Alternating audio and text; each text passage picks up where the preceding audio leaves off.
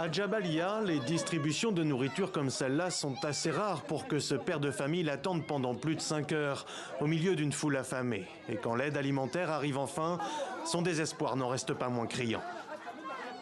J'ai une fille malade, je ne peux rien lui donner. Il n'y a pas de pain, il n'y a rien.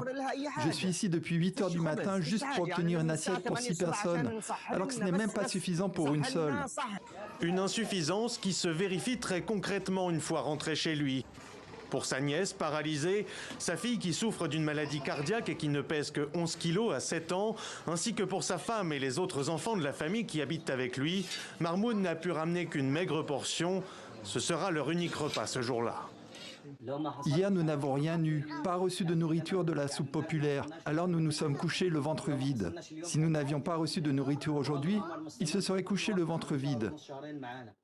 Après plus de 2 mois et demi d'un blocus total imposé à la bande de Gaza, Israël a annoncé avoir laissé passer une centaine de camions d'aide humanitaire de l'ONU lundi et mardi. Les Nations Unies ont confirmé le passage de quelques dizaines de véhicules, les qualifiant de gouttes d'eau dans l'océan des besoins nécessaires aux Gazaouis. Et dans un communiqué, la coordinatrice des urgences de Médecins sans frontières à Khan Younes accuse Israël d'instrumentaliser cette aide alimentaire en la transformant en outil au service de ses objectifs militaires. La décision des autorités israéliennes d'autoriser l'entrée d'une quantité ridiculement insuffisante d'aide à Gaza, après des mois d'un siège hermétique, ne sert qu'à éviter l'accusation d'affamer les habitants de Gaza, tout en permettant à peine leur survie.